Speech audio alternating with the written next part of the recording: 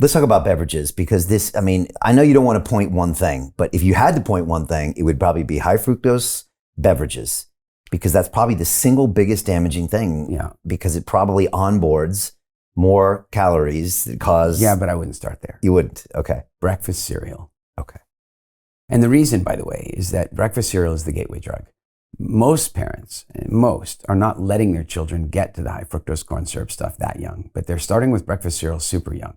And look, my first company here in the UK, we sold barcode scanning systems, inventory management, logistics management. So my clients were like Sainsbury's, JD Sports, Debenhams, and what have you. Okay. So I know a fair bit about that side of the business. And what I can tell you is that breakfast cereal companies literally pay grocery stores to put their cereal at kid height.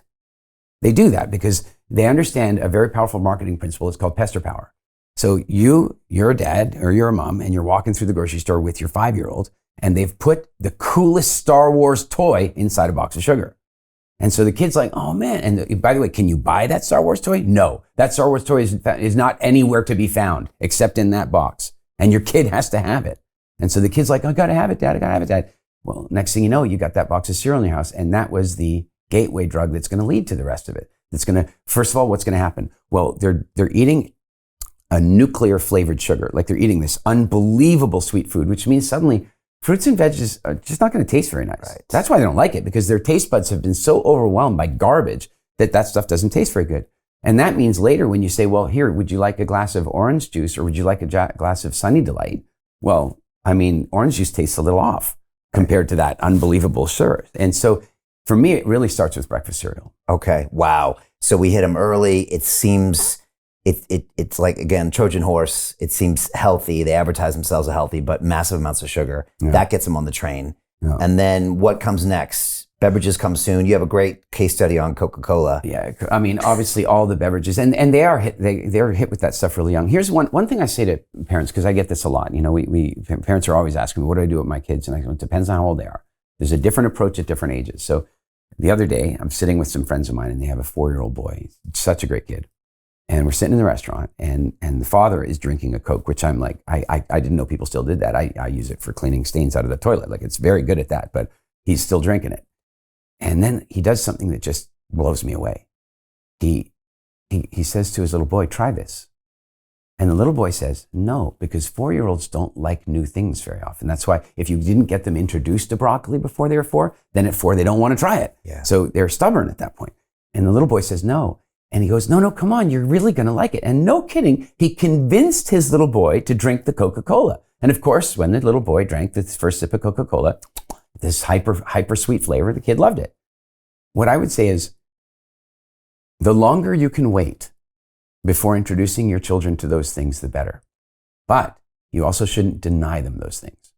Because this is also a fascinating thing about child psychology, and I'm no child psychologist, so it's all theoretical, but my oldest is 25 and my youngest is 7, and we've got 2 in the middle. I have some breadth of experience, and I would say that children are rebels. In fact, all humans are actually rebels, as long as they're allowed to be. But it starts when you're about 1 year old, right? Like your parents are trying to feed you, and they've got the train's coming in, the plane's coming into the hangar, all the games you have to play to get the food into the kid's mouth. And then the kid goes, give me the spoon. They want to do it themselves. And then they promptly put the food in their ear.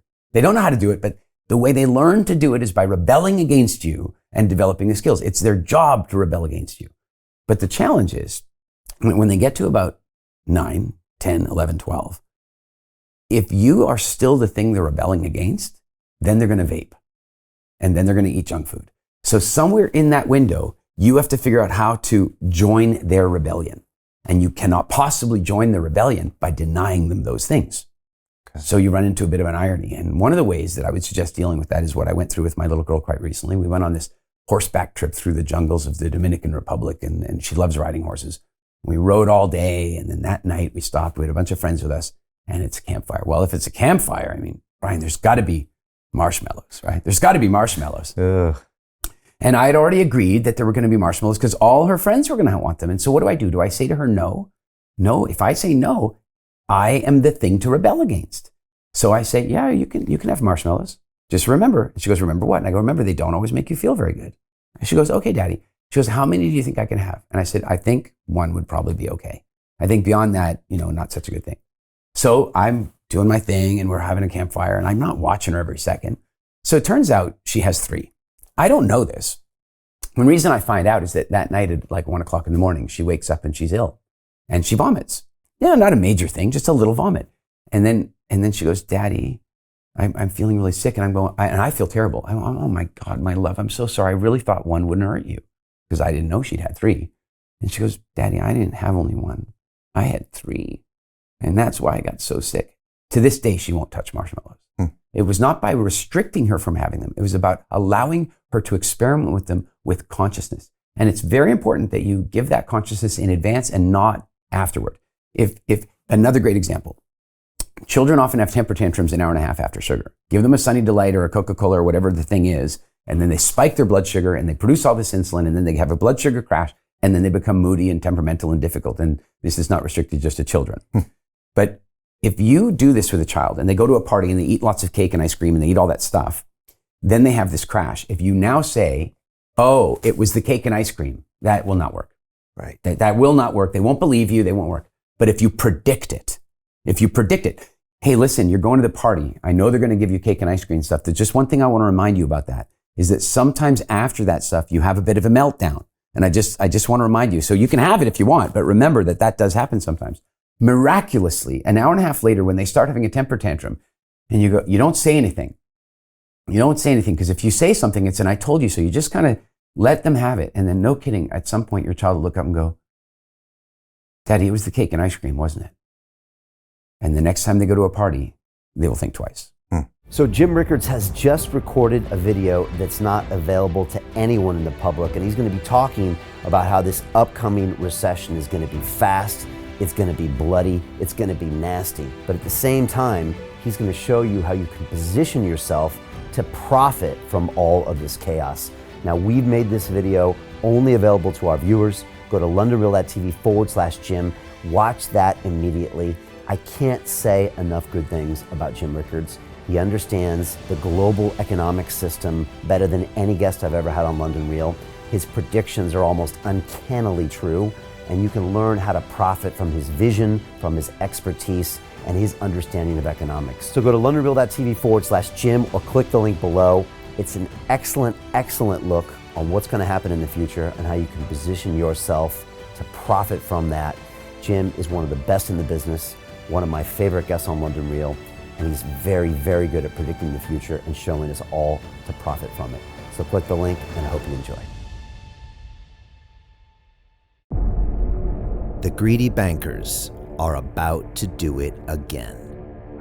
In 2008, they crashed our financial system and nearly bankrupted the entire global economy. Then they received trillions of dollars in government bailouts.